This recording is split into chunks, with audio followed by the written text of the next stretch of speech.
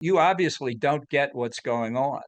That is an objectively pro-Hamas position by the UN Secretary General.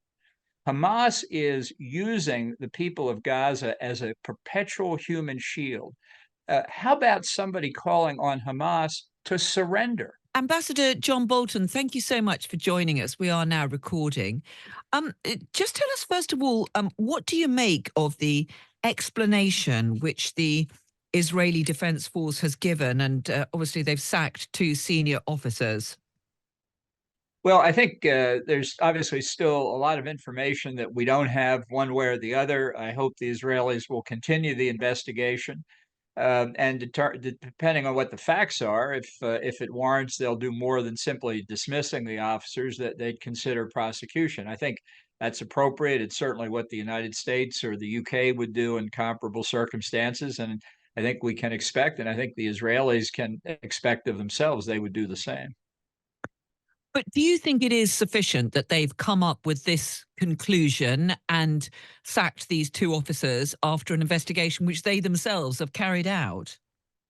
Well, that's what the United States military would do. We wouldn't contract this to some foreign government to do, and neither would the United Kingdom. I think I can perhaps reveal a dirty little secret about the Israeli military.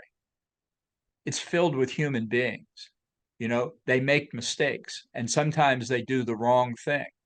And you deal with that the way you deal with other instances where a military member violates their training and doctrine, prosecute them if warranted, or remove them for negligence if nothing else. The argument that somehow this reflects a larger problem with the Israeli military operation in Gaza, to me, remains totally unproven. Even after Biden's conversation with Netanyahu, the continuing, ongoing State and Defense Department review of Israeli military activity has come up with nothing else that indicates any possible violation of the conventions of armed conflict. And they've said this just within a past few days from the podium at the State Department. So if somebody has evidence of violations of the training and doctrine that America or Britain would put on their own people and that we apply to Israel because we're supplying them with weapon systems, let's hear it. Let's not hear these generalized complaints about what's happening in Gaza and blame them on Israel. How about somebody blaming them on the real cause, which is Hamas?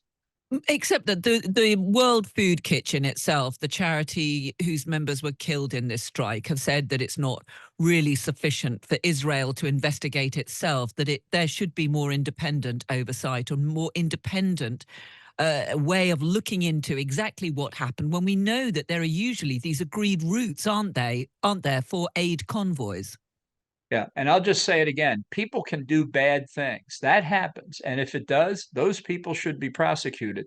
There is not a sovereign military in the world, including yours, that would agree to some independent investigation in this kind of circumstance. The United States would never do that. And the idea we're going to insist that Israel do it because of this tragedy to one NGO, it is a tragedy. There's no doubt about it. It doesn't entitle them to different treatment than everybody else. Let me ask you about the question of arms supplies to Israel, because in that pretty forthright conversation which President Biden had with Benjamin Netanyahu, he made it clear that unless they opened up this investigation, and indeed if they didn't let in more aid supplies into Gaza, then that could affect weapons supplies to Israel. I mean, do you think that the US should just continue to supply weapons to Benjamin Netanyahu when we look at the scale of the loss of life that there is in Gaza? Yeah, the scale of the loss of life uh, has to be taken to complain about it has to be taken with proof of evidence of violation of the law of armed conflict. U.S. experts at West Point and elsewhere that have followed the conflict in Gaza have said publicly that Israel has done more than is called for to minimize the loss of human life. The statistics indicate that the loss in Gaza is roughly comparable to the loss of civilian life in the American-Iraqi effort to retake Fallujah and Mosul from the terrorist ISIS. This idea that somehow there's something extraordinary going on in Gaza is simply not proven. And I think the continued supply of arms to an ally who has been attacked by terrorists and is exercising its inherent right of self-defense is something we should continue. I mean, what people are proposing, in effect, is to take Hamas's side and to take a terrorist group that is cynically and barbarically exposing its own people, using them as human shields in an effort to be so debased to protect themselves from Israel's right of self-defense. And I But think there this is terrorist pressure, for veto example, is that a there is war crime itself. But there is pressure on the British government here to halt arms supplies to Israel because those campaigning for this say the Israelis are simply not letting in sufficient aid supplies. Even with those additional routes that are being opened up, we know that there are tens of thousands of people there at risk of starvation. And who is responsible? The government of Gaza is responsible because it launched this war on October the 7th.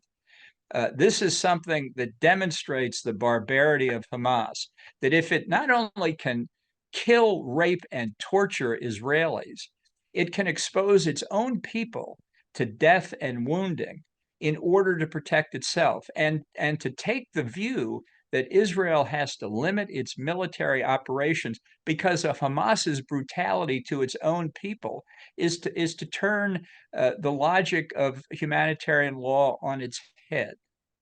So when you hear Antonio Guterres of the United Nations saying that there are systemic problems in the way that Israel is prosecuting this war, that there are systemic problems and that there should be a humanitarian ceasefire, a prolonged one, to allow in decent amounts of aid. And when we hear that aid agencies are saying they're still not getting in even enough basic supplies to keep people alive, does that not mean that the United States should do more to put more pressure on Israel on this question? I'm sorry I'm not being articulate enough here. You obviously don't get what's going on. That is an objectively pro-Hamas position by the UN Secretary General. Hamas is using the people of Gaza as a perpetual human shield. How about somebody calling on Hamas to surrender? You want to end the war in Gaza? You want to end the threat of terrorism? Why doesn't Hamas surrender? And for British people listening to this program, I urge you to read the Potsdam Declaration, issued in 1945 by Prime Minister Churchill and President Truman, addressed to the Empire of Japan. Read the Potsdam Declaration, look at what Winston Churchill and Harry Truman said about what Japan should do, and then, if you're worried about Israel, go back and look at your own history.